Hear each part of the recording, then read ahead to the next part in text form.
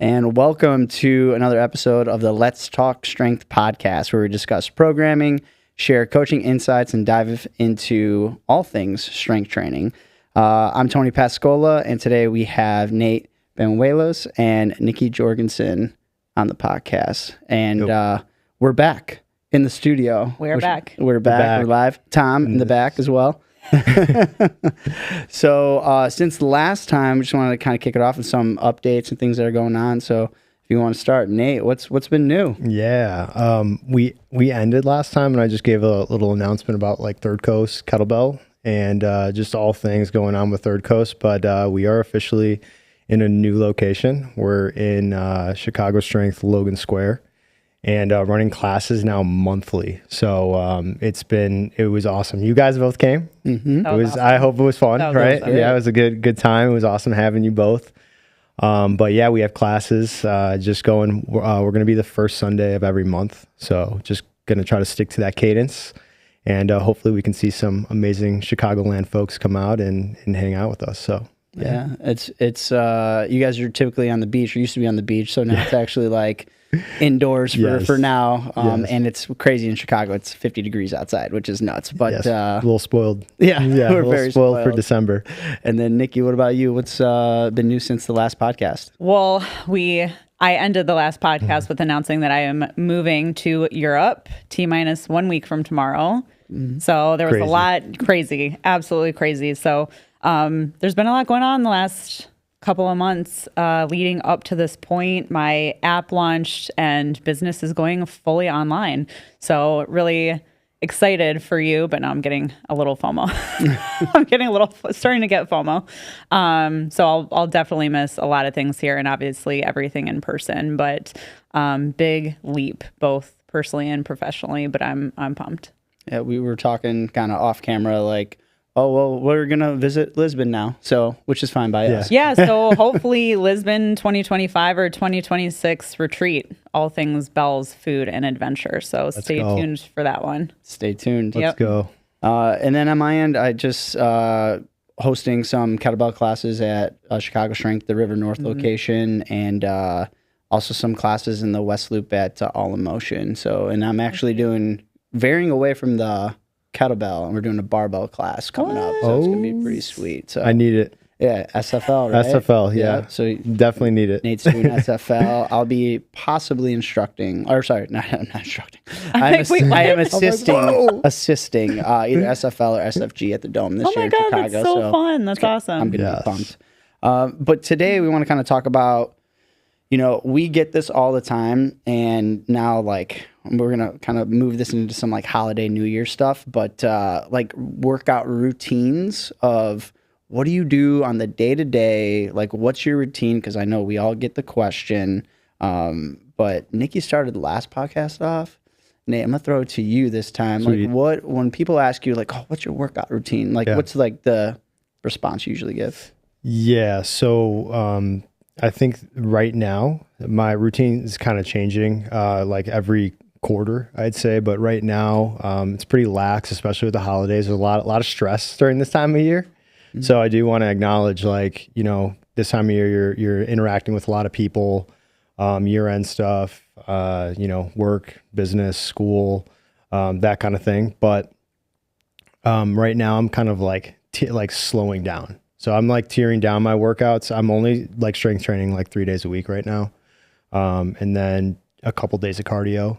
And then I'm practicing swimming. so awesome. Just, I wanted to mix up cardio and do something different.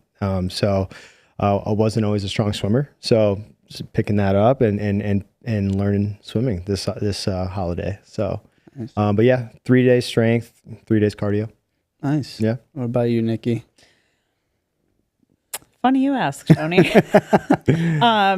There's really been lack thereof in terms of movement. That's because I'm going through a huge life transition right now. And so I'm someone kind of like Nate. Usually my training differs quarter to quarter. I'm a very seasonal person in that way, and obviously it depends on the goal. But definitely for the last month, since there has been a lot going on, it's been kind of full recovery mode and trying to move as much as I possibly can. But then I lean into nutrition, water, sleep. I mean, I've been sleeping. My sleep has never been better just because, like Nate, I've just been tapering off of training both in intensity and frequency. So usually at this time of year, maybe 2 times a week, just to stay pain-free. But for the next 2 weeks, I'm actually taking off completely. Nice. Nice. Yeah, just the holidays and the stress, and I think that's like this is the time of the year. Especially, I've had conversations with you guys like this past 2 months have been like a lot of work, a lot of stress with work, and just a lot of different things happening. So I only like work out 3 days a week, and like that is my only routine right now is Monday or Tuesday I will squat. That's it, barbell squat. I will because I can knock that out in like 40 minutes, warm up 40 minutes, and then I'll go into like Tuesday will be like a push, like bench press, and then Friday or Saturday will be a deadlift and pull-ups, and like that's it. That's all I've been doing. And then if I could fit in a workshop or something like that, and it's not what I would like, I'm just kind of cramming it in, but that's all I can kind of give right now. At this time of the year with things going on, family, and I agree with you guys. It's like, it's okay. It's not what we kind of want in our training, but if it's all we can give at that time, like that's okay. And you're like kind of talking about like this demand versus like this capacity. And when you guys go through these changes, what are some things that you think about, diving into like a new program? Or Nate, you're saying you were on the quarter system kind of. Yeah. So I think even right now, just power 1 day a week. Like I'm training some sort of power speed drills. I'll even do like a sprint workout. Like that'll be my 1 day. That's it. And then I'm doing like a push and pull like the other 2 days. But like just having those 3 things right now, keeping my rhythm. And what's cool about it is you start to realize you really don't need that much. Like once you have kind of achieved, a certain base. So it's nice to kind of like taper back, tear off, especially like from the summer, we're moving so much. Like I'm moving so much, like walking and being outside and running. And then you go and then life happens in winter. It gets busy, at least in Chicago where we're at.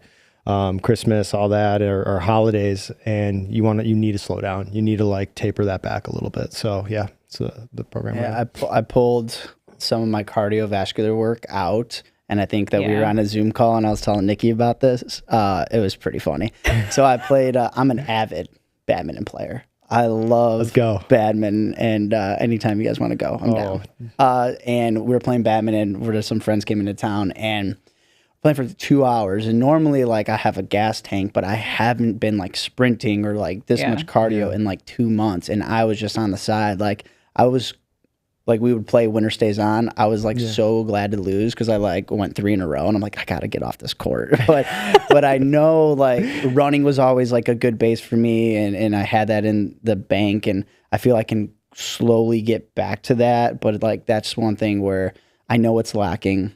I acknowledge it, and I know like okay, as I'm getting out of this holiday season, getting into the new year, like that's going to be a focus of mine is like getting back to occasional snatch tests, going on long runs, different types of like sprints on like an assault treadmill that has no motor and just going and getting back to doing those things. But what about you, Nikki? After the move and everything else, are you looking to, looking ahead? Yeah, and I'm really looking forward to it. I think and that's the thing is like, I always anticipate taking that time off towards the end of the year because it's just build up and build up and build up. And I think everybody feels it. I think everybody's, again, trying to meet those demands constantly without really realizing that you just don't have the capacity to do that. And that's okay. It's the end of the year. Take some time off, lean into other things that maybe haven't really been in your regimen, something like sprinting or something that doesn't take as much central nervous system demand. And I know that's definitely true for me because I can feel that. So again, it's shifting. I went back to a beginner kettlebell program because my central nervous system is not prepared for the kind of demand that I was doing months previous. So I really enjoy this time to actually lean in to like our conditioning, our cardiovascular work that I haven't really focused on in the last couple of months. So I'm really getting excited. Again, more all things kettlebell. So I'll get into my more intermediate advanced once my kettlebells actually get to the apartment. That is on my to-do list, is somehow getting all these kettlebells up to our 3rd floor Lisbon apartment. Nice. You have So to I think freight once those? it gets there, How does that work? I don't know. We're gonna find out. Okay. Have you gotten them yet? No, not yet. Oh, okay. So I'm really excited about it, and I'll belong to a gym in the area as Nice. well. But I think I'm really looking forward to going back to bells. Nice. Back to bells because I've been barbell most of this year.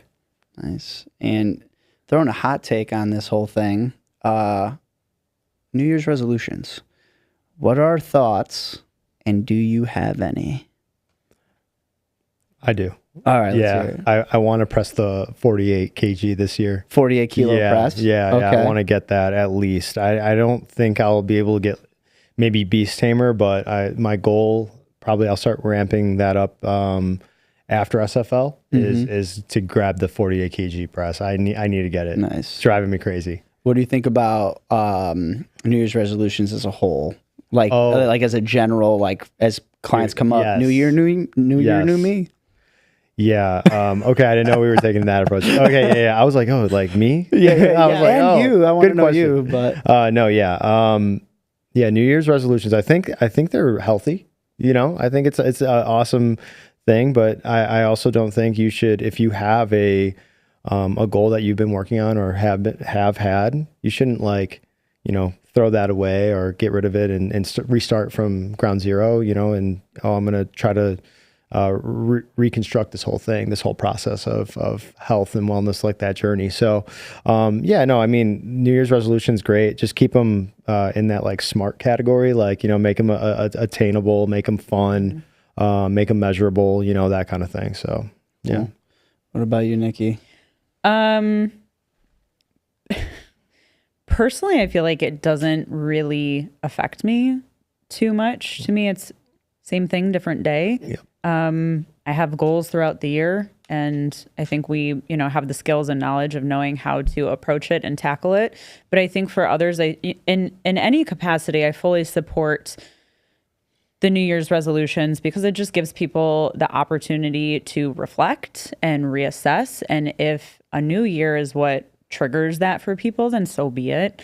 I obviously would love for people to do that, maybe multiple times a year and maybe not limit themselves to waiting or having this come around every single year. But again, if it gets them assessing or looking at the upcoming year and identifying priorities and maybe what they value, then, I'm all for it. Yeah.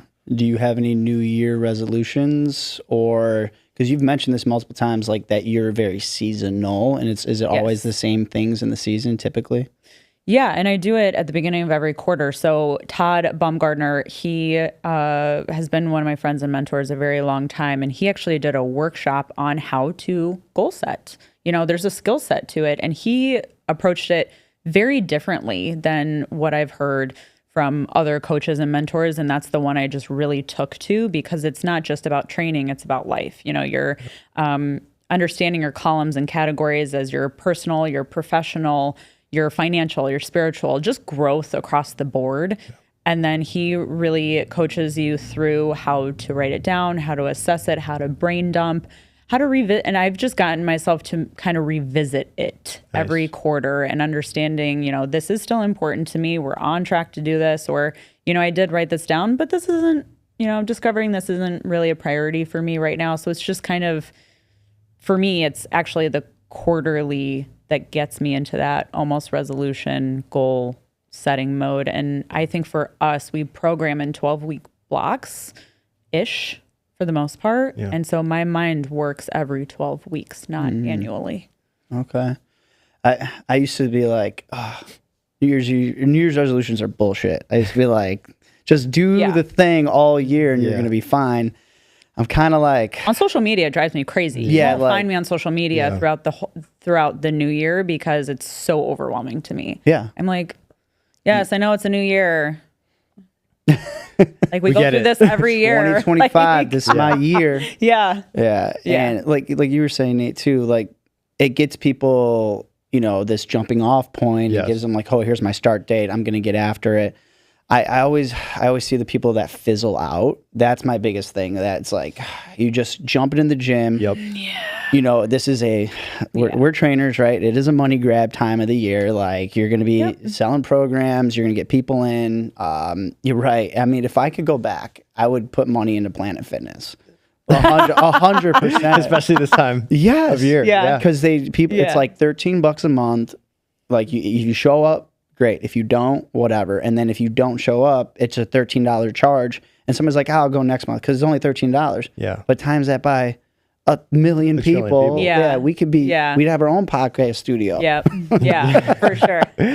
But again, it's just like one of those things where it fizzles out. It's like this new thing, but I'm gripping with it. I'm just like, yes, I'm like, for me, I want to like really work on some body comp stuff, which I never really was like, that was never a New Year's resolution for me. But now I'm like, you know what, this year I want to get like into like the 12-15% category for body fat for me, and like lean up a little bit, and where it's just been like strength training for me is a lot. So, but going into that, I know January 15th, like I'm not going to make that much of a change. Like January to February, March, it's not going to be huge. It's going to be like incremental as the year goes on. It's just to see. Well, and to me, I think resolutions in the beginning of the year, and, people, goal setting, and then we know that more than half are going to fizzle out just statistically. That's exhausting to me. I think there's something about it for me that is just exhausting. Yeah. Because it's like that every year, and it's just like this really exhausting cycle of people getting so hyped. Yep. And then it just fizzles out by February or March. So to me, it's just like a very exhausting time. Yeah. I want to say one more thing on this is people come into the new year and they're like, yeah, I'm going to start working out for the first time in years. Right. Like, my best advice and my greatest piece of advice is just start small, and just slowly build it up over time. Just start small. Like, just, don't go into the gym and crush yourself. You crush yourself, you're going to fizzle out faster. Like, to both your guys' point. Just start small, strength train maybe once or twice a week, hit the bike once a week, keep the program achievable and build that over time. I think that's way, way more powerful. And that hopefully will reduce like that burnout. Yeah. Right. And it's easier to build off of something that's, I can go to the gym and do, some bench press or some kettlebell swings, or I can go walk on the treadmill, or I can go ride a bike and do it for 20, 30 minutes. That's achievable.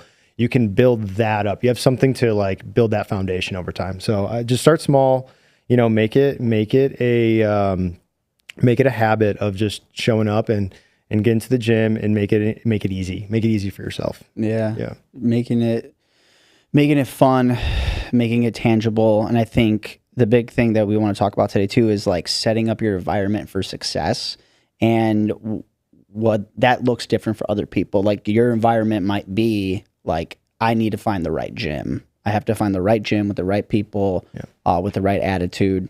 It could be like, I need to set up my home for this because I can't get to the gym because I'm a mom, I'm a dad, I have whatever kind of a job. So how do you guys structure either your environment or think about environment when it comes to like physical fitness? And I already know you, Nate, have an awesome, we always talk about it. You have an awesome home gym. Yeah. It's pretty sweet. Yeah.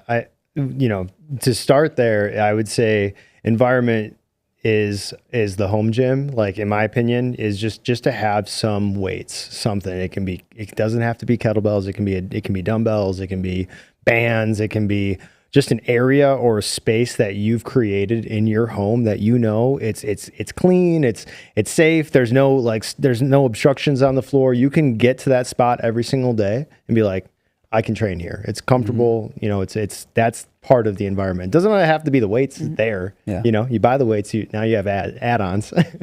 But yes, the kettlebell gym at home is amazing. It just increases your chances of staying healthy, staying on the wagon.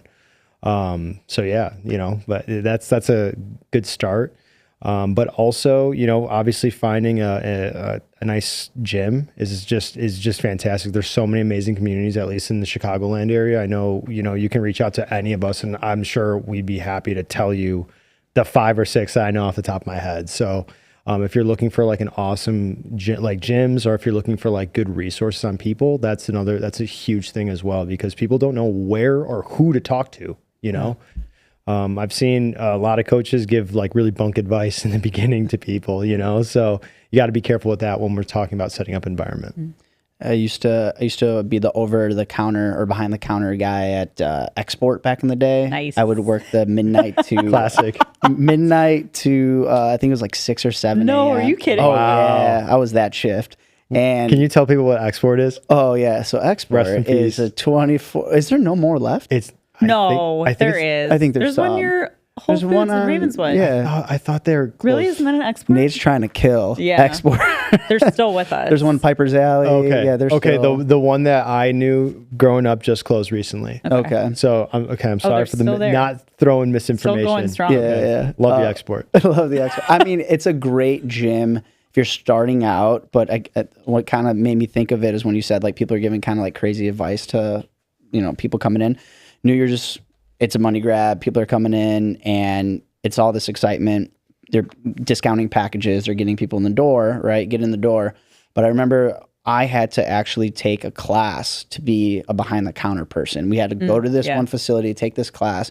They're like, this is how much like protein powder you need to sell. Like it wasn't even about training. It was like, this is how much this needs to sell for. This is how much, and it's like, and your paycheck was based upon like how much you actually sold. And if you didn't sell enough, you got kind of not reprimanded, but like you kind of got in trouble for that. And you're like, why aren't you selling enough? I didn't have to worry about that because I was the midnight to 7 a.m. and nobody was coming in. Yep. Man, I'm gonna be straight up. I like worked out, did my homework. I tanned, like, you know, it was great for me. Like, yeah, it was awesome. My friends would come good in. old days. Yeah, Nice. come in 24-hour gym. And it was great. But that's the big thing is like people get so bogged down with like going to a gym and then they're just like hounding you with like, you need this, you need that, you need that. It's just super overcomplicated. Like my thing, what I tell people is like, find a community that you really like. You know, CrossFit isn't for everybody, but some people love the variety of CrossFit. Like in the community. in the community, and that's the big pull is like you get good at a lot of different things. If you're not the type of person that likes to stay with something for a long period of time, then maybe CrossFit's for you. But if it's like I want to do like powerlifting or strength training or Olympic lifting, like that's like only this big of a wheelhouse, and you do that all the time. So if you're gonna get bored with that, go to something else. Well, and I'm going to say it. I'm going to tell the people, a gym doesn't matter unless you have a program. Yeah. I know plenty of people that belong to Soho House, that belong to some of the biggest, most expensive gyms in the city, and they don't go. Yeah. So to me, you're welcome to sign up for a gym, but unless you have some sort of strategy, plan, programming, not much will happen. And that's where people feel really overwhelmed. If it's not the community that they're looking for, if there's nothing really pulling them there, or they don't know the real purpose of what they're doing there, a gym isn't worth much, in my opinion. So I think that's where people get stuck, is that the intentions are there, right? The intentions are great. They're signing up for a gym. They're trying to make improvements and changes, but then, or even if they have a home gym, they might buy things for that home gym, but we also know people that don't touch that stuff. It's in the back of their closet. And that's because if you don't know how to utilize this properly with a plan, it doesn't mean anything. It's just a bunch of iron. Yeah. So if I can tell anybody to do something, is to get on a program or find a coach in whatever capacity that suits you. You know, obviously that differs for people's finances and what they're looking for and what kind of accountability they're looking for as well. But if I can tell anybody, is to take the time to actually understand what it is that you're doing, or have a coach explain it to you. If this is what you're after, this is how we're going to go about doing it. And that in and of itself breeds purpose. And to me, that's what gets people, that's what gets us moving. Yep. Right? Working out in terms of, and we get this all the time, is, oh man, you're so disciplined. How do you have the motivation to work out? It's like, well, I mean, sometimes I don't. I don't feel like doing stuff, but it's there. I know it's going to make me feel better, and I have a program. So for me, I don't know if it's necessarily environment, but very rarely do I not have a program to refer to, because that program I know gives me purpose. So even if I dedicate 20 or 30 minutes, it is going towards whatever it is I'm working towards. Yeah. And being like the life of a trainer too, and you've mentioned this before, of like sneaking in workouts throughout your day and getting those in. What does that typically look like? It's like Snacks. With snacks. What do you mean? So literally just food? No, sometimes. Yeah. No, that's what I call it. It's just like little snacks here and there. So if I have a really busy day, this is something I used to do all the time when we were running dozens of sessions throughout the day, and then truly did not have the energy or time to fit in an hour workout. I mean, this is when I was pulling 7 or 8 sessions a day. In between each session, I would try and leave 15-minute gaps, whether it was to eat or do 10 deadlift, 5 push-up, 5 pull-up, or just 10 deadlift. Like if I, at the end of the day, could get 50 to 80 kettlebell deadlifts in, that's, I mean, there it is. better than nothing. That's 100% better than nothing. You know, and that's what I mean, like just snacking throughout the day, training snacks. It accumulates. To me, things accumulate. And some people just get so worried, like, oh my God, I didn't work out last week. I didn't work out today. They get so hyper fixated on that particular day or even that week. And I'm like, it doesn't matter. Nothing's going to happen. Yeah. It's if we can accumulate your average of how much you worked out this month. Yep. Yesterday doesn't matter. Don't worry about it. Start again tomorrow. So I think that is kind of the outlook I have when it comes to training, especially if people feel like they don't have the time or energy to do so. It's more of a mental thing. It's a mental shift to get people to understand that in their head, it's either 60 minutes or nothing. It's at the gym or nothing, or it's at this specific time in the day or nothing. And that it just doesn't have to be like that. Yeah, it's good. That's a good point, because when clients are paying for a session or a workout class, it's 60 minutes, typically, or roughly around there. Like, doesn't have to always be 60 minutes. It could be less than, it could be more than, but they have that framework, or I got to be sweaty. It's got to be 60 minutes plus in order for me to actually, like, quote unquote, I worked out. But do you find yourself, Nate, like squeezing stuff in between? Yeah, my one strategy to that, and like another I guess view of this is I have these things that are called pocket workouts. I just I don't know if I coined that or if that's just something that I saw once. Nate coined it. Yeah, I'll coin it. But I have these workouts. It's mostly stuff that I started with, especially in the kettlebell thing. So 100 swings, 10 get-ups. Like, it's super simple workout. It may not be the quote unquote perfect for where I'm at right now, whatever, but it's one of my favorites. It's the greatest beginner program, like for me, at least for the kettlebell. And I still reference that to this day. If I'm short on time, I need, I only have a 20-minute window, 30-minute window. Let's just do swings and get-ups. It doesn't have to be crazy heavy, but at least I did something for the day, for me mentally, for spiritual health, physical health. So I think, those referencing, finding some pocket workouts. And if you need some, you can check, I'm sure all of our Instagrams, you can check, the internet. You can just find something very, very simple and stick to it. Even if it's a 5x5, you can do 5 squats, 5 reps. That's a pocket where it's super simple, but you can reference that instead of doing nothing for the day, just to hit something.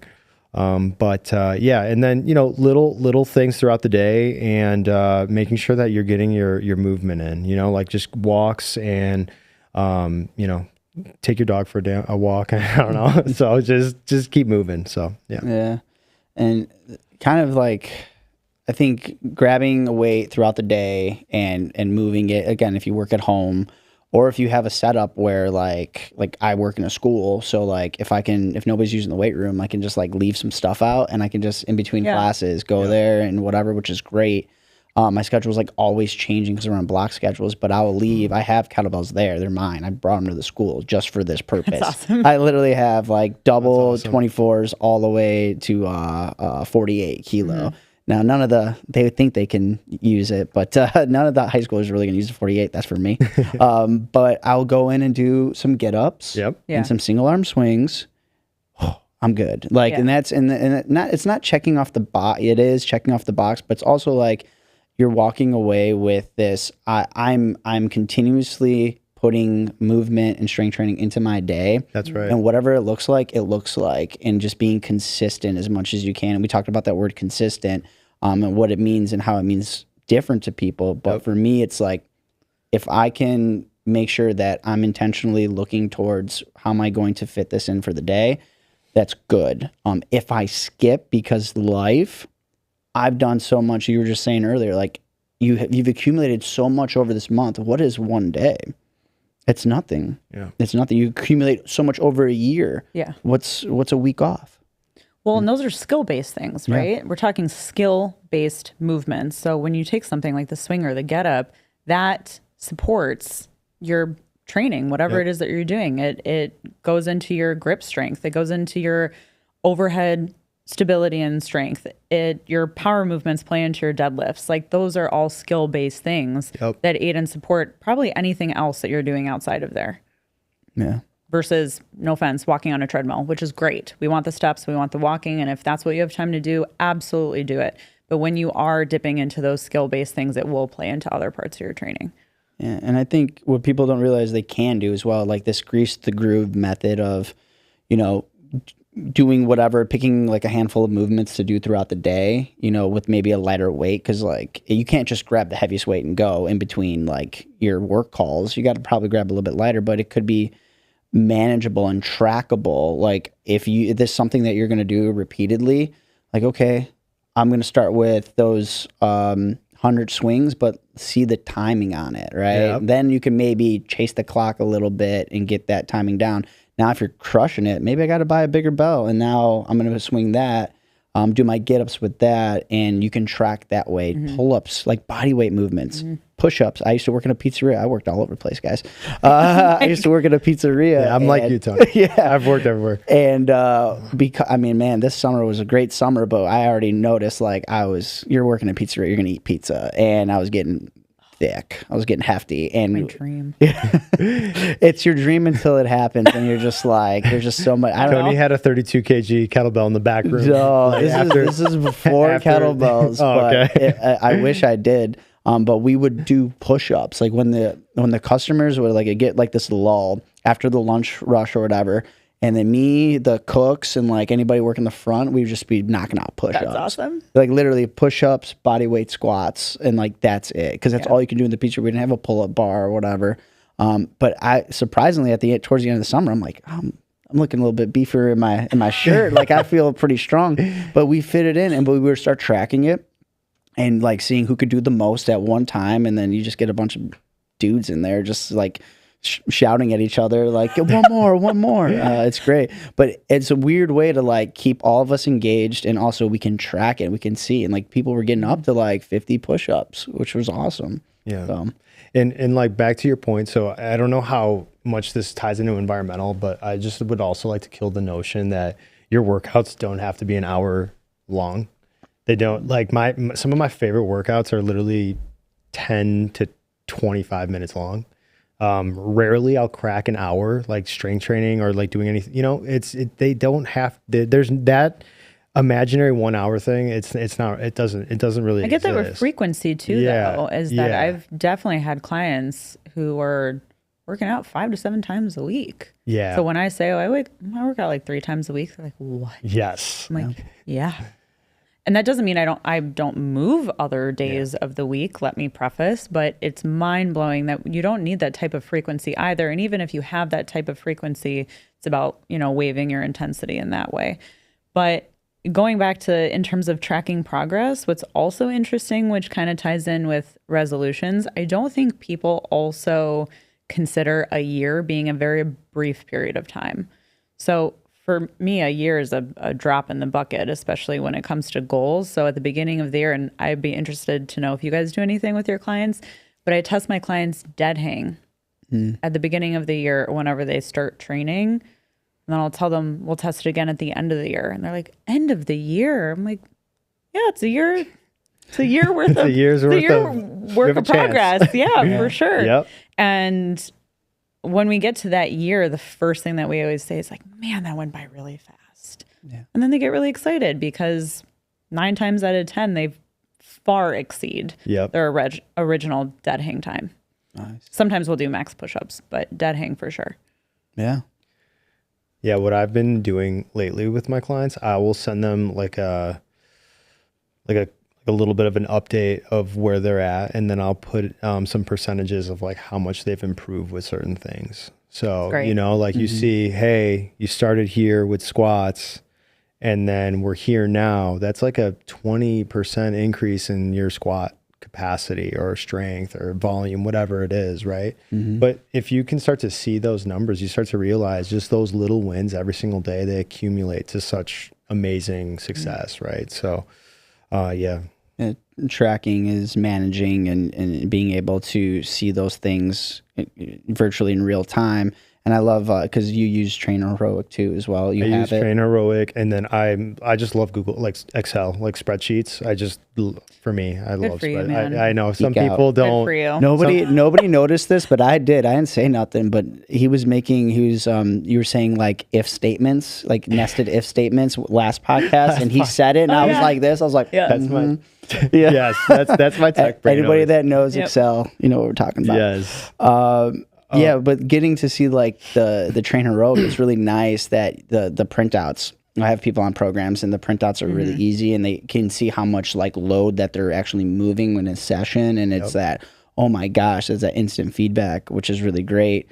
But also what I want to get into is like when people are starting out, rep ranges, and I have my own kind of thoughts about this, but do you guys have any suggestions or kind of like these brackets of like beginners really need to be in this area, intermediate, advanced need to be here? I don't know if you guys have those brackets, Nikki. Yeah, I do. Go ahead. Yeah, go ahead. And to me, it's very painfully simple. Yeah. Especially when someone's first starting out. I mean, maybe 4 exercises max. Yeah. 3 to 4 sets of 8 to 12. That's Yeah. pretty much it. If you can do 20 reps, it's too light. If you're losing it at rep 6, too heavy. That's pretty much it. You can go pretty far between those sets and rep ranges, especially when you're learning. Then it's about quality. We're just focusing on quality, 3 to 4 sets of 8 to 12. Why do you keep it at the little bit about what is kind of known as a higher rep range for the beginner? Just more strength endurance. Just more strength endurance versus really pushing in load. Yeah. Now, that is for a standard strength and conditioning program. I would probably do something a little differently if I had someone in full kettlebell mode. But I would say standard 3 to 4 sets, 8 to 12. And that's also how I was coached in terms of standard strength and conditioning. It's not how we would do things with athletes, but I would say for general population, that's just my go-to. I just keep it really simple for them. I wrote down here three sets of 8 to 10, like right in that like sweet spot. I feel like putting the lower rep counts on people, one, you don't want to put that intensity on them too much because they're just not ready for it, like you were saying. But it just gives them the more reps they can do at that lighter weight, the better they're going to get at it. Right. You know, we got to make sure that the movement is crisp and the tempo looks great, and really also teach clients stop signs of like when that form is breaking, which is for the hardest to me. It's very hard, especially if like it's a client that feels like, oh, I need to push to grow. Yeah. But it's like, well, you're gonna get hurt like this. If the form goes, don't just muscle through it. Like rack it. Yeah. Rack it. If if you can't talk anymore, like during the set because you're breathing too hard, that's a stop sign. If the form goes, it looks wonky, stop sign. If the tempo has drastically changed, put it down. Like it's just too much. I have to laugh sometimes. And again, it's kind of that need to push. People think that in order for it to work, they need to struggle. And I get a lot of the time, if we're coming off a set, I can definitely do more. I can do more. I'm like, Great. cool, Yeah. great. We're not going to. Just feel good. Just Yes. walk away feeling like you have a little bit more in the tank. Yeah. And also getting them to understand. I really like my clients to build week to week versus always set to set as well. So if you get through that first week, all is good, then great. Just feel good about the week. There's plenty of time and opportunity to push week 2, week 3. There's going to be a time and a place for that, but that's not how we do every single workout. Yeah. What about you, Nate? Yeah. I mean, the most difficult thing is to figure all of this out, even in the beginning. Like to your point, and Nikki, to your point, like just throwing and giving them those rep ranges. It's always a challenge to figure that out. And that's where I think there's a lot of learning in that, though, for the student, for the client. Like you have to realize, like, oh, like I'm not supposed to be dead after 10 reps, or I'm not supposed to be unable to move after 5 heavy reps, like, so it's there's a push and pull there, and it takes a little bit. I think I'd even be happy to say it takes about a good month of working with somebody to really figure out like where their capacities are. Gauge them. Yeah, to gauge them, because in the way I kind of visualize it is we have these these dials. Like we have these dials, and you have to know, like, those dials you can turn them up pretty easily. If like I have a client, it's like, oh, you're not pushing me hard enough. It's like, well, we could do that, but it wouldn't be fun for you to keep doing that every single session, and it also is not going to benefit you long term. It won't, every now and then we can push you through like a harder workout, but again, you have to really learn to achieve those. You have to achieve those. So.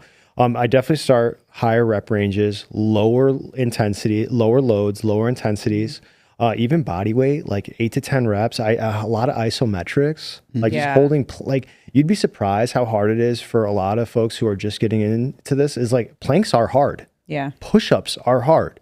Pull-ups are hard. These things are like, if I start throwing these at you, it's like I'm trying to build your foundation up, before. It's not hard to make something hard. Oh no, it's not hard to make something hard. That's exactly right. Do it like this. Yeah. But no. So just working at those ranges, and then you have to just learn to find and look out for those. And I guess I'm really speaking to it sounds like I'm speaking to coaches, but like you have to really look to like find those gauges. And then also for the student, the client, you also have to be kind of open and willing to learn that about yourself as well. Like, and that's part of going to finding a good coach is like, they're going to find that for you, with you. And then the fun part is like, when you're like, oh yeah, I'm like, this is starting to become achievable. And then you're like, yeah, I actually want to get good at this. Like I want to start to get good at and get strong with a squat essentially, or with a press. So I want to get strong. Then we can start to lean into to more fun goals. Yeah. You just got me thinking, like the way you were saying about the dial. Yeah.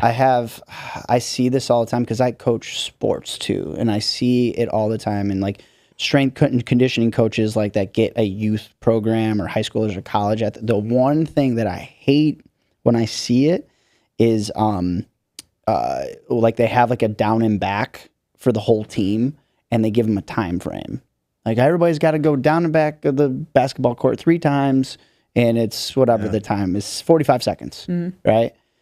So what happens is like, you're going to get 2 things that happen. One, the best athletes, right? They might go all out in the first one, but then they realize how much buffer they have.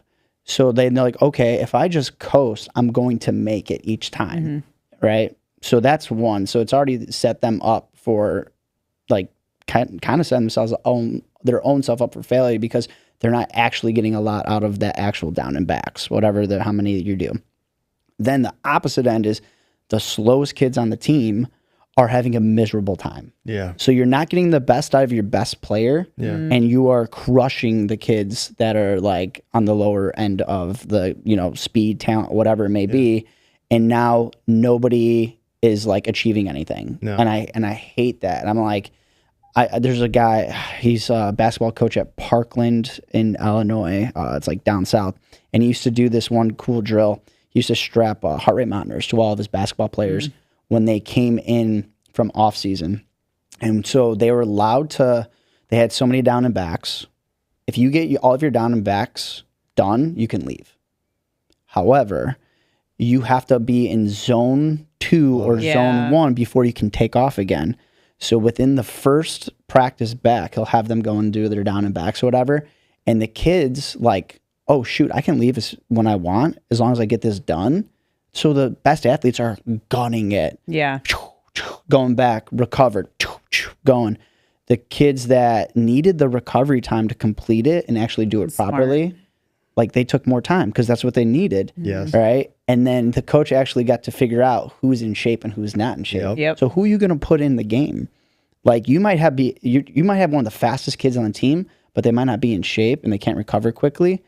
Like, do you want him or them like playing basketball when they're like gassing and that's when they make all these mistakes? But like knowing when to like turn it for people, but make it so that it's effective. And also one to take it back because time, to me, like in gyms, sometimes time is like the most abused variable. Like the time is great. Reps too. Like it's like, let's do 100 reps of whatever. Yeah. Okay. Like we do 100 swings, right? And if we can probably do 100 swings if we break it up. If we don't break it up, the last 70 are going to be like, Jesus Christ, what are we doing? Yeah. Maybe not the last 70, maybe the last 50, but they're not going to look great. So I think like reps could be a bad variable of abuse. Time is like people abuse those things so much. Yeah. But I did want to get in. I took a left turn, but no, it's good. like that's a good take though, because again, like if you're speaking to like coaches and it's good for us to hear this. Cause like, again, not everybody has the, experience of coaching youth athletes yet, or may want to in the future. So it's important. I mean, I was the kid at the end. You didn't make the time. I was too. Yeah. I really was too. I told you guys, I can't jump. None of that. That was all high school. Like everyone's like, I'm telling you, people be laughing. Like it's crazy.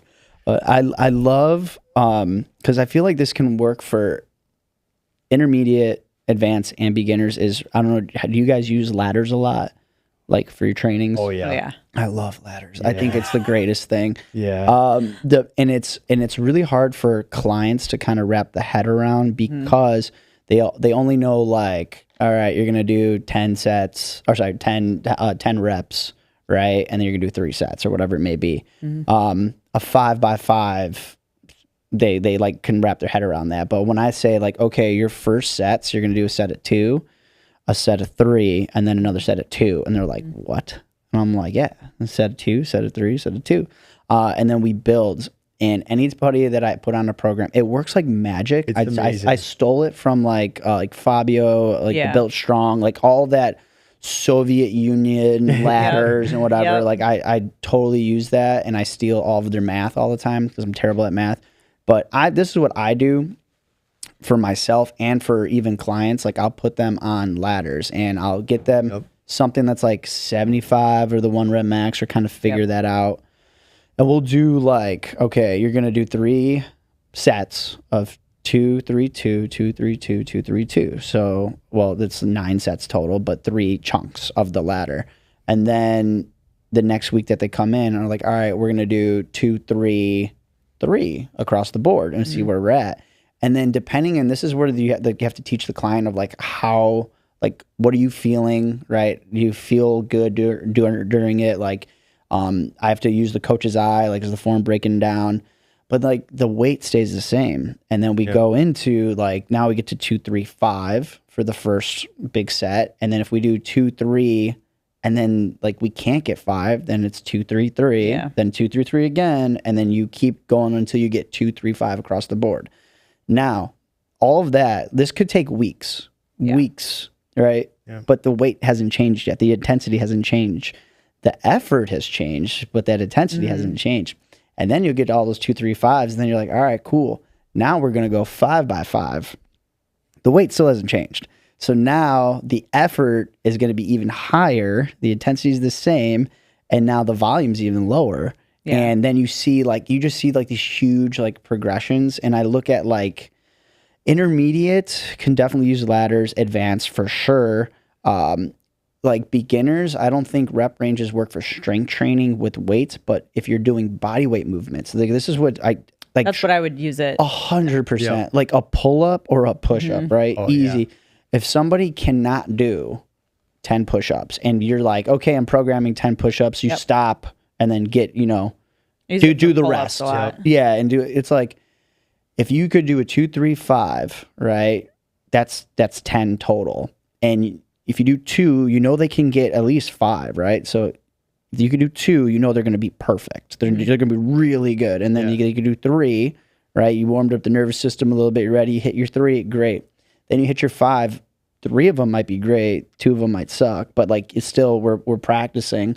But then you go back down to 2, and so now you just did 5, or maybe you did 4. I can get 2. So mentally, you can do it. Yep. And you're recovered, and it keeps this recovery buffer going and make sure that all of the movement are of quality, right? All the lifts are quality. I love ladders. I just literally always do Most ladders. of my clients do too. I love it. And I just want to say, Tony, you did a really good job of explaining that. So like, it's hard to explain it to people too, But yeah, sorry. Go ahead, Nikki. I'm sorry.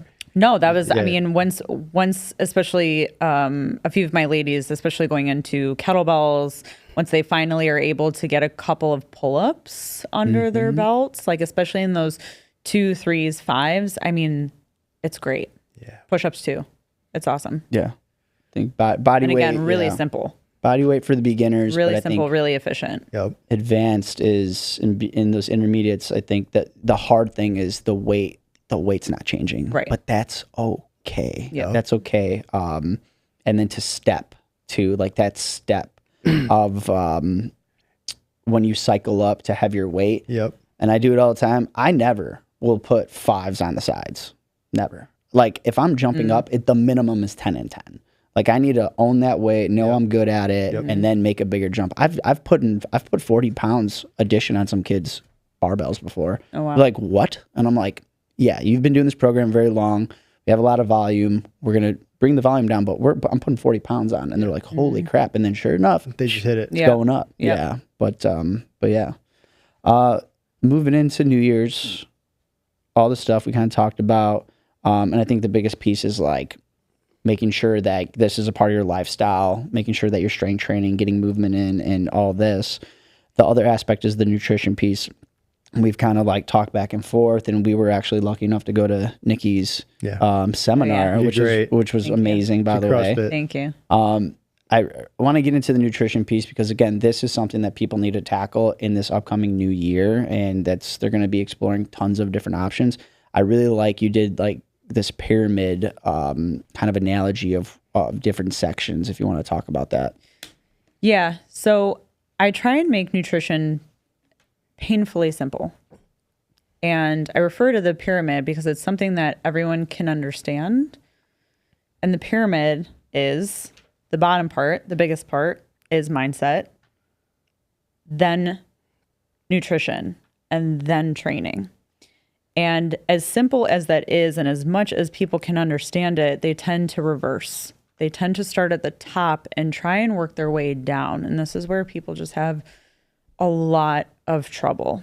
And when you have someone that's always gone reverse, then to start them and bring them down to the base, which is mindset, it's just really difficult.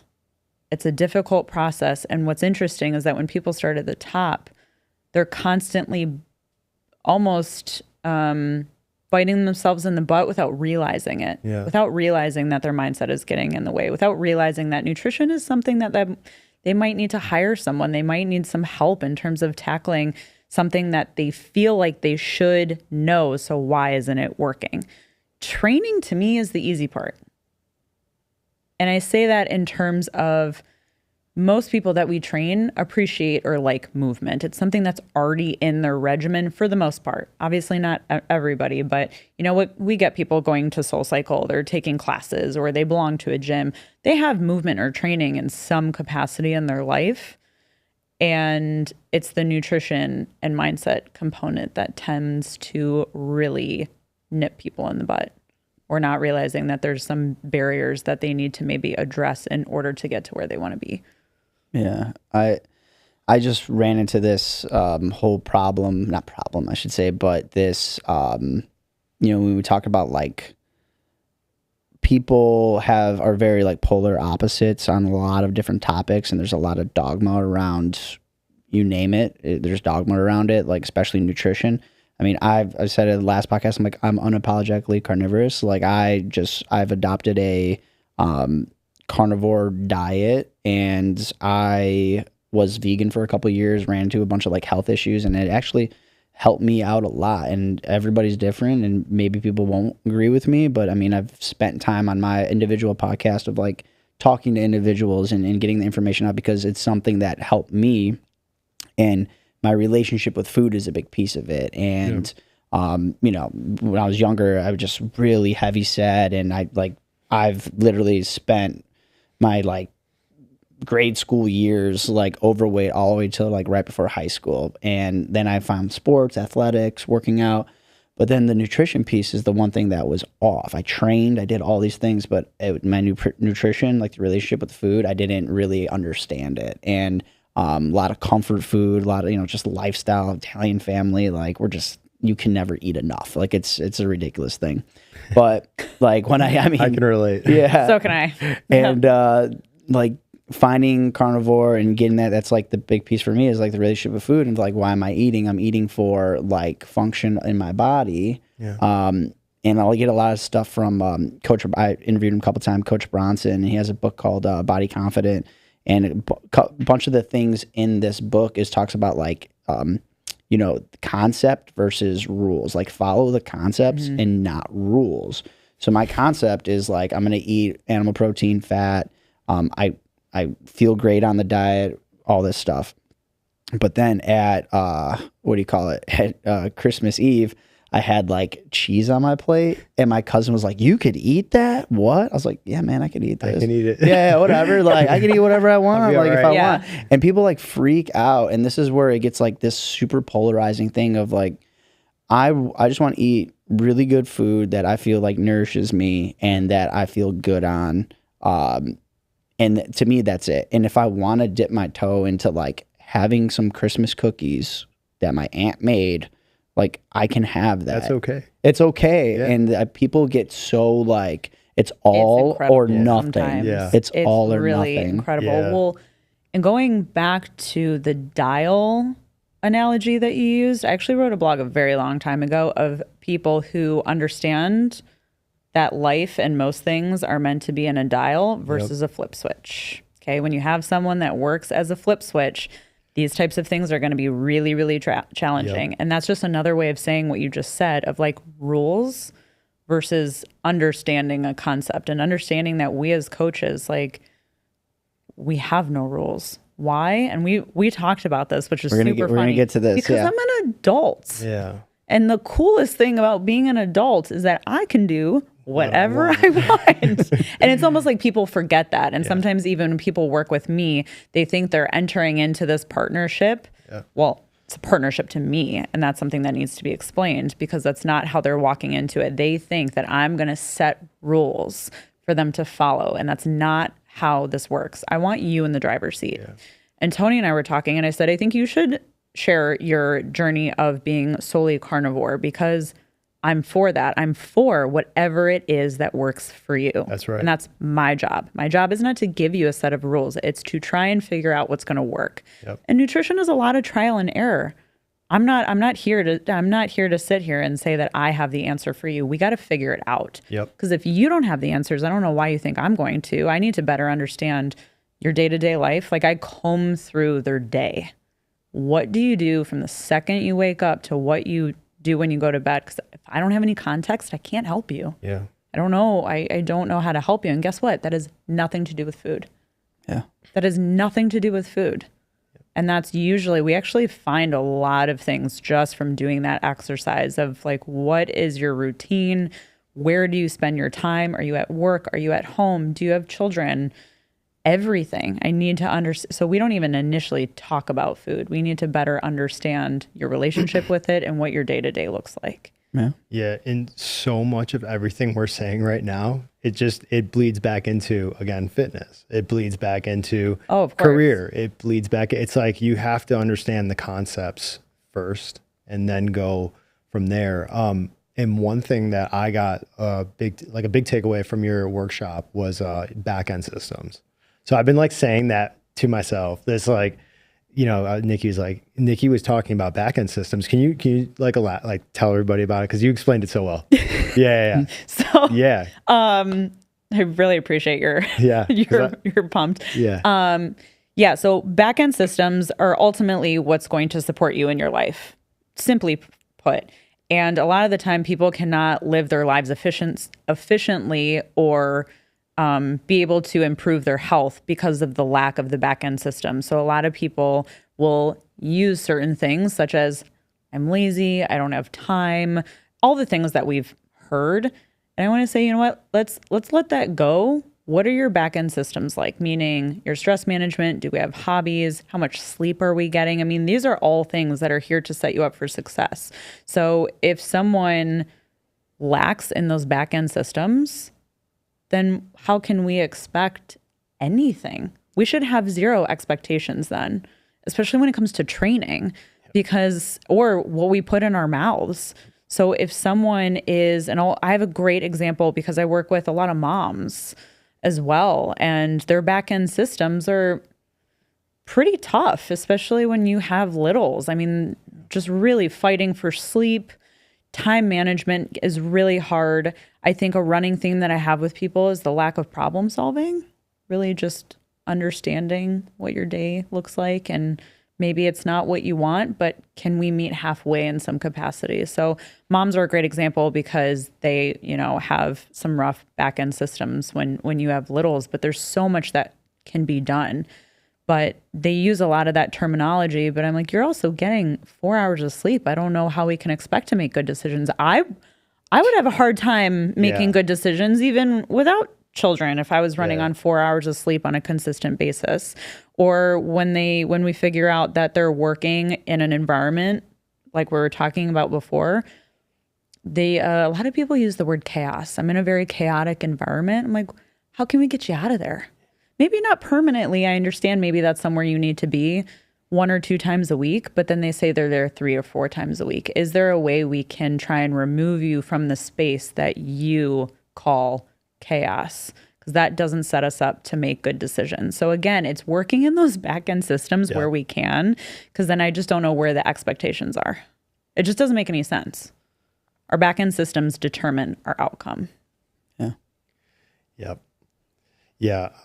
With food though, one of the biggest game changers for me was journaling, and it came down like I used to cope so much with food because it was one of my ways that I would deal with stress. Yeah. Like I think for a lot of us, especially like American culture, like we have so much good food everywhere, and good or bad, like calories plus or minus, like we can get into that, but point is like I would cope with food all the time. So what I did was I just started journaling and writing down exactly what I was eating every single day.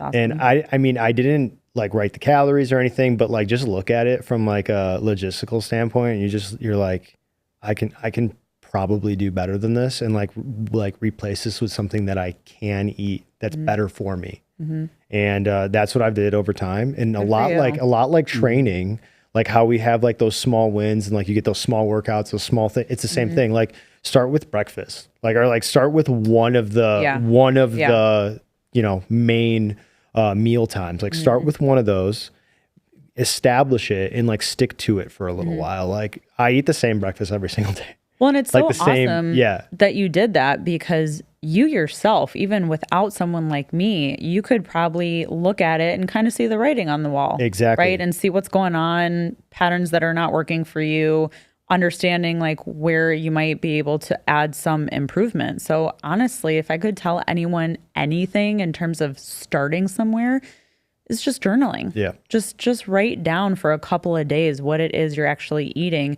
And a lot of the time, like, I think people can figure it out for themselves for sure. because most people are doing like a decent job. I think like we just need direction. You need direction. You also need a little bit of education on like, okay, you know, I just try to eat as much whole, like real food as possible. That I think we can all agree on that is like try to cook at home as much as possible. Try to know exactly the ingredients that you're putting into your body. Like it's your body. So you want to be do you want to fill up your race car with like trash, or do you want to fill up your race car with like some fire ass gas? You know, like I don't know what to say. Like you want to fill it up with the right ingredients, you know? So just think about it like that. We only have one body, one temple. So like just take care of it in the best way possible and like take ownership of that, because nobody can put food in your mouth except for yourself. Like that simple. That's like some other like brain explosion concepts. But again, like, you know, it just start small, start with journaling, start with one meal that you like, and then, you know, build from there. And if you do need help, I'm sure like all three of us, like we may have like different approaches, but they're not really different. They all kind of come back to the same things. So if you do need help or you do need anything, I'm sure you can reach out to these two. These two are amazing at it though. I don't really talk about it that frequently. My biggest thing is just because like it was like life changing for me. Yeah. So like I'm always like willing, and like this is probably like not the best thing to put in the podcast, but anybody that books like a 30-minute consult for like food or whatever, like I never charge put it in anybody. The podcast. Yeah, put going in the podcast now. Yeah, no, but no, guys, I really like, to be honest, great. like if you're contacting me for programming, whatever, one-on-one sessions, whatever, maybe workshops, like, yeah, I want to get paid for my time. But if it's like nutrition and you want to have like a 30-minute phone call with me, like sometimes we don't get to the root of something on like a Zoom, and I'm like, all right, let's schedule something else. So have the consultation. Yeah. Like you can learn and figure out actually so much in it's free information. It's free information. Yeah. I always tell people just sign up for a consult, because even if you don't move forward with me, which is perfectly fine, or 30 minutes with Tony, like you'll actually walk away from that call with that much more clarity. Yeah, it's just which is so a lot important. of what it's so important. I'm like, just at least just do the consultation at the minimum. And it's just like, and if they're like, I'm like, oh, let's schedule something next week. Well, how much? I'm like, just don't worry about it. Like, just we can get on. Like, just tell me how you're doing next week, whatever. And like, that's where I'm at with nutrition, because it's so like people can get behind working out, but like if it's nutrition wise, okay, like you don't have to. Well, let me say it this way: like I don't have to lift weights today and the next day and the next day to live. I got to eat though. Yep. Like I got to eat. So now I got to make these decisions every single day. And this is very taxing for people. And they want, you know, if they don't understand, they're going to grab convenience or whatever. And then they get so far down the line of, I feel like crap. Like this is my normal now. This is where I'm at. There's nothing I can do about it. Even from a performance or by definition more advanced space, I know a lot of people who will tell me like, no, I eat pretty well. I'm like, okay, great. One, I don't know what that means. Two, right, to you, it might mean it's totally, you know, that varies from person to person. My eating well might be different from what you think is eating well. For sure. So sometimes when people say that, it's like, first, I don't really know what that means, but if you feel like you got it, like that's all you. But my point is that I also want people to understand that you can eat well. It doesn't mean you're eating for your goals. Right. And that's a lot of what I do, is to get people to understand you might be doing a great job in terms of your energy, your day-to-day, you're sitting down, you're chewing your food, maybe you cook at home, and that's great. But if you're looking for something more, that's what we call kind of like leveling up. Yep. Right? Just in terms of education. And a lot of people don't know how to do that. It's a skill-based thing as well. So it's hard for me to have people have expectations. And they're like, well, why isn't this working? I eat pretty well. I exercise. I'm like, you're doing great. But we may not be eating according to what we're actually wanting. Mm-hmm. So that's a big component of it as well. And I cannot tell you how much a little goes a long way. I had a client for years. She did not care about physique. She had a very high stress job, and working out really was just for her mental health. And she loved working out. She loves working out. She's come a long way in the past couple of years. And what's really wild is that she ultimately got where she wanted to be, both in physique and in performance, by dialing back intensity. So dialing back more strength training, less Soul Cycle, not 7 days a week, 5 days a week, and eating breakfast. Yep. And magic. Wow. Like magic. And everybody works at their own pace. And I respect that. Some people move faster than others, and that's okay. But truly, by recovering more and getting her to finally eat breakfast, there it is. There it was. Boom. Boom. Yep. It was wild. You're right. Everybody's going to work at their own pace, and everybody's going to have this, like, it's also on the client and the person. It's a lot of self-exploration, and you're going to have to do these things and give it the time it needs. Because the one thing I hate seeing is like when people jump around too much. It's just like getting strength training. We keep coming to strength training. If I'm jumping around with different modalities every week, I'm not going to get anywhere. But if I'm going to try something out, if it works, okay, I'm going to keep going with it. I'm going to give it the due diligence. But there's a lot of diets, like, it will work for a while, and then, like, you're going to have to shift some things every once in a while. Like, if your goals change, you're going to have to shift some things. So giving things time that it's due for you to find this result, or maybe it's not working. That's the result. It's not working. Okay, now I can change. And that's also great. Yeah. I want people to understand when you figure out what doesn't work, you didn't waste any time. Yeah. Now you know that that's just not something that works for you. So we don't need to try that again. We move on to something else. That's right. Yeah.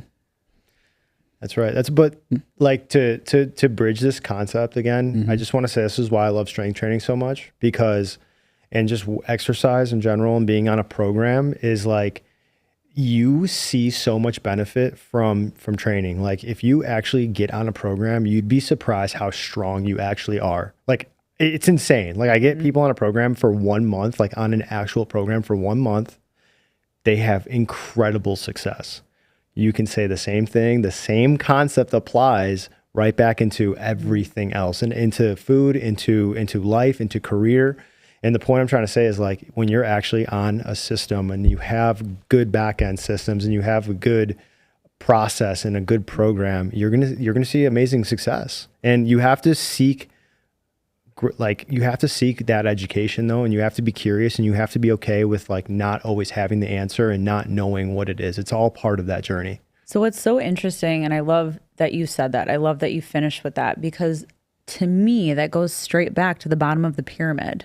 So we talk about this, the three of us, in the capacity that we're talking about it now, but how many people have that?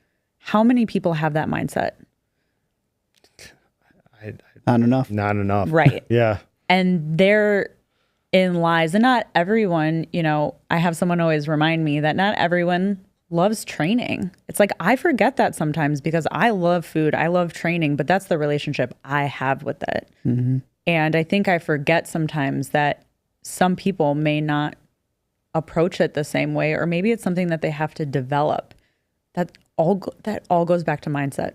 Yeah. So, like, we have this drive for it, this passion for it, this relationship with it. And sometimes I forget, obviously not a whole lot of people have that. So we see things as being really simple.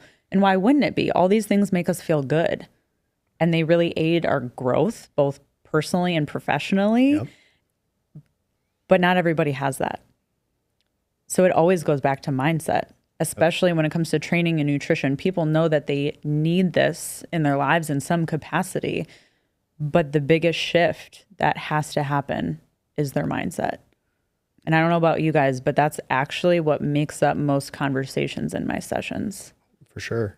And I told Tony, like, we'll talk nutrition, but what I think you guys can talk about as coaches, as we all can, are the back end conversations that happen. I'm like, man, I wish I had a megaphone for this conversation right now so everybody could hear this. You do. With my client's permission, of course. But it's things that I wish people could hear all the time. Because this is what my job actually is. People don't understand how much mindset shifting happens between myself and my client, to the point where these people change completely over the course of years. Mm-hmm. And it's wild. And some people don't. I've had people that haven't either, and that's okay. But it boils down to that. I think the mindset for me is just the hardest part. And in the last podcast, we talked about, like, setbacks of, like, having injuries. Oh man, that's hard. Read that, but Yeah. the setback of like falling off of a nutrition plan or cheating, right? Those are the conversations, and we've had all these conversations about like the language you use around those types of things and the way it makes you feel. I was guilty of this when I was like younger for sure. Like if I would binge eat whatever, and I mean dude, the next days I would just feel like absolute trash. I would just like be so upset with myself. Or if I'm going on a diet and I'm like quote unquote diet and I'm like trying to eat healthy in my younger years, and then I like accidentally slip off, well now it's done, it's over with. Like I cheated, so therefore I might as well keep cheating because I can't do it anymore. Yeah, we did talk about this. Like, Yeah. that language that people use puts them in a certain place where it just makes it significantly harder, like falling off the wagon, Right. Yeah. or hopping back on the wagon, or something with a wagon, Any wagon. train wagon. Yeah. And that in and of itself, like, just makes it harder. I'm like, there's no wagon, there's no train, there's no hopping off or on. It just is what it is. yeah. You're on your own path. So I think little things like that already, it's just so unusual how much you hear that. And we actually had an example that I thought was super funny. Like being in a grocery store, this has happened to me a couple of times. I'll bump into my clients and like, don't look at my cart. Like, I don't care what's in your it's okay. cart. Yeah. It's cool. Let Or, me like, get some of your cookies. walking into the gym and like coaches are having loba pastry and they're like, oh my God, she's here. I'm like, first of all, I don't care. Second of all, why didn't you get me one? Like this, it's that thought of how you see me or how you see food. And I'm like, well, don't look at my cart either. I don't know. Yeah. Like it's just one of those things where I think people are going to feel so judged or criticized, and it's not, you can eat deal. Whatever you want to eat. It's fine. But again, it's that language or that initial reaction that I just find really interesting. Yeah. You said it. You're like, I'm not trying to make rules for you. Like, right. I'm not trying to tell you what you can and can't do. We are fitness professionals. We want to look the part, right? We want to like be physically fit, but at the same time, we also like, we're humans. We're humans too. Yeah. Like I want to, we're humans first. I had cookies that my aunt made, like regatta cookies. They were awesome. Like I was like, and I had probably more than I should have. Yeah. I felt I had a stomachache the next day, but I'm like, that happened. It is what it is. I indulged in that one treat that my aunt never really makes, and I'm like, this is great. And I just, the next day, I just put my foot forward. I don't get down on myself. Well, one of the things that is really trippy to me, this is getting extremely psychological, but this is why nutrition is really difficult, is that when people react that way, what that tells me is that they actually make more rules in their head than I'm out to. But they can abide by their own rules. They just don't want to abide by mine. And what's funny is that I think I give people so much freedom that it makes them uncomfortable. Yep. Yeah. This is deep, Nikki. Now we're getting. I'm saying. No, this is good. Like, this is great. This is what I'm saying. This is what nutrition actually is. Not people think that they're going to walk into my door and think that we're going to sit and talk about food, and of course that's part of it. That's always going to be part of it. That's just a part of education. But what's interesting is that we can't talk about that until we understand this. Yes, because this is what's actually getting in the way here. And this is true for people that do not want to track their food because they think it's, oh my God, there's so many rules, and they actively don't want to do it. There's too much structure. I feel like I'm going to get addicted to it. I'm like, that tells me that you are probably more restrictive in here than what this is actually going to do to you. What it is. Right. And so for people that really need that massive control, people that think that I'm going to give them rules because it goes against their own, people that are really uncomfortable with the amount of freedom that I give them. And so sometimes nutrition can just be really scary for people in that way. Yeah. And then going back to pace, some people have to go at their own pace. And if I'm getting so much resistance to that point, then we're just not ready for it yet. Yeah. And like, that's really common, really, really common. So I think people just have their own little demon up here of like what they think they can and cannot do. Yeah. And that's actually the struggle that I have the most is like getting that just voice let go of it. out, just let go, or like somehow getting them to listen to a different part of themselves. And a lot of that is that inner dialogue. It's wild.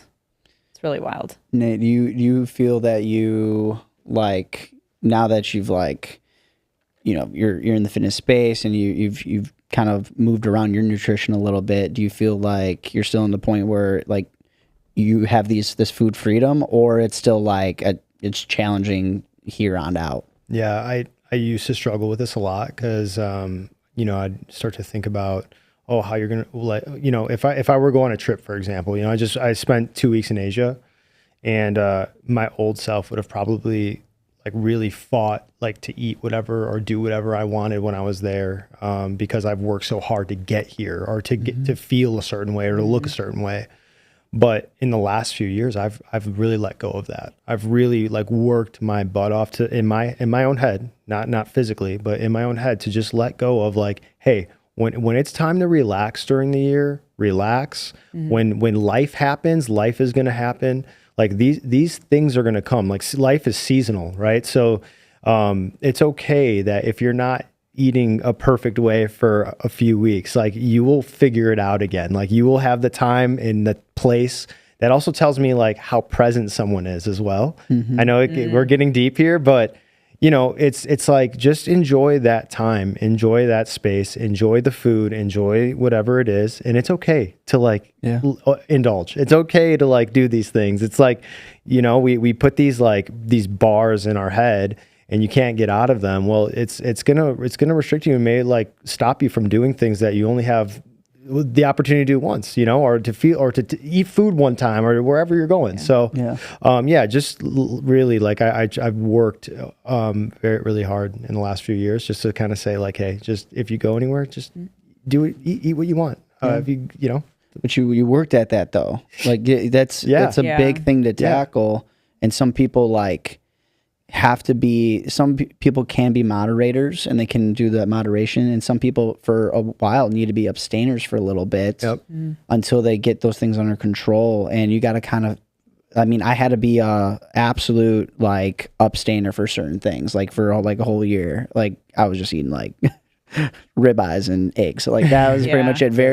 Very little to no alcohol, and like no sweets whatsoever, what have you, until I got like my health and like my relationship with food under control. That's when it's like, okay, I'm going to explore and try these things. Oh my God. Like I went to Japan and I like had pizza in Japan. It was so freaking good. And I told everybody that it's better pizza than Italy. And they're like, what? They're like, you're crazy. But I'm like, I could have missed out on that if I was like, this is my diet. I have to follow this. This is whatever. And I would have missed out on some amazing things. But again, like you said, like you worked at that and you got there. And if it's like this ever going wave, again, we're getting deep, right? We're getting this like wave of life, and you're riding it, and you just, sometimes it pulls you in one way or the other, but we're all on that ride. Go ahead. No, I was just going to say, I appreciate you guys sharing that, because I think it's really important for people to know that I think we all have that in some capacity, no matter what. Like we all have our little things and, inner dialogue in our head that come from somewhere, whether we're coaches or not. I think everybody has something in some capacity. Yeah, I agree. And just the last thing is, we all have like this relationship with food, and it's again like a process. This is something that you work at to improve it. You work at to figure out like what works and what doesn't. And just to kind of hammer that home, it's like it's a journey. It's a journey to like really figure out like what works for you and like how and what makes you feel good at the end of the day. Yeah, 100%. Yeah. I know we're getting to our wrap ups here, but one, it was great to get all three of us together. I know, Nikki, you're leaving. I know. But I know it's not a goodbye. It's see you soon. Yeah, I'll be back. We'll see you soon. Definitely, we're gonna be trying to make our way out to Lisbon. Yes, we have an excuse. Podcast so excited. Yes. Tom, you downtown podcast in Lisbon? Actually, I know a place. Tom's got a guy. He's got a guy. got a Chicago guy. podcast got a guy. Anything upcoming? I mean, obviously the move and everything. Anything upcoming for you that you're looking forward to? Maybe into this new year.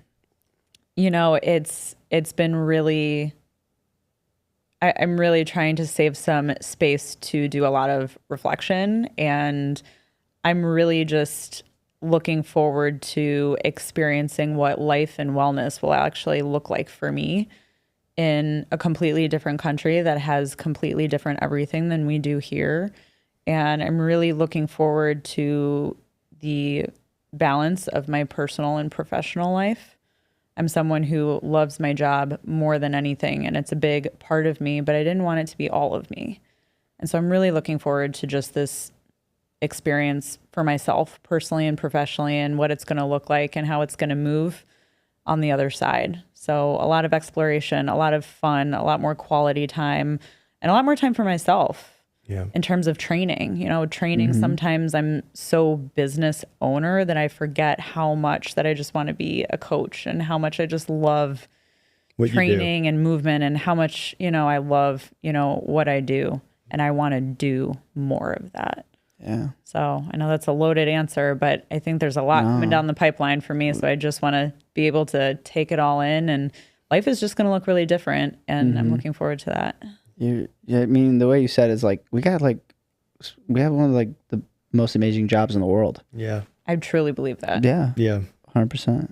I'm so thankful to do it every single day. Yeah. So, yeah. What about you, Nate? Anything? Yeah, just third, like I said, started the podcast, but we got Third Coast kettlebell classes. I plan to rip this guy off during the, yeah, just to show the, do it. show do our it. emblem. Take it off. Yeah. We get a Take it close off. up? Yeah. Just at least one. Tom, you got a zoom? Look at him. You got some zoom? Here, hold on, let's see. There we go. There you And go. we got the colors and everything. So these Yeah. are actually Chicago colors. So like me and the designer, shout out Heather. She actually pulled these off Chicago's website, and it's legal to use them.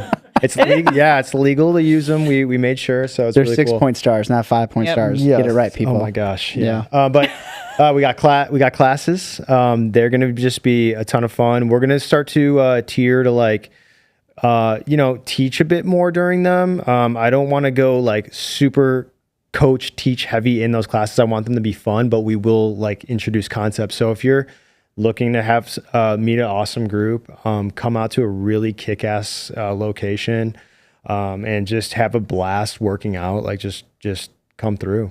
We have our first class. This might drop past it, but we have our first class of the year, January 5th. So looking forward to it. I'm excited. And then I got one other thing. I got my online programming. It's going to come along really well this year. I got some really fun plans for it, and we got a new program starting in a couple weeks. So Nice. yeah, Awesome. yeah. Same old for me, man. Just got some workshops, kettlebell workshops, but Coming through tomorrow. Yeah. Tomorrow. Chicago Strength, River North location, but kind of geared, like you're saying, like more classes, and I feel like a little bit of teaching, but like it's not just like a traditional workshop. We're gonna get working and leave a little sweaty and feel pretty good. Love it. And then just keep, I've taken time off of podcasting as I'm in the podcast, but my own personal podcast, but reaching out after the new year to get some new people on, and I have like some people lined up right now that I'm super excited to talk to and get on, and I think network too. I mean, just networking with people and training, and looking into the new year is just just revitalized, I guess. I feel good going into 2025. Like it. Yes. Yeah, sweet. I hope to do some live classes, so Nice. hop on. Yes. Yeah, let's Hop do on, it. guys. What's the Yes. time difference? They are 6 hours ahead. So, All right. We'll noon, crash. 6 p.m. Yep. Lunch, grease the groove during Yep. lunch. That's you right. know, we're That's getting right. after it. Cool. Yep. All right. Well, thank you for everybody that's listening. Please Yeah, like, thank you. share, follow all of our pages, and send this to anybody that you guys think might enjoy. Yep. Appreciate you guys. Thank you. Yeah, appreciate thank you. you. All You right. too. Yep.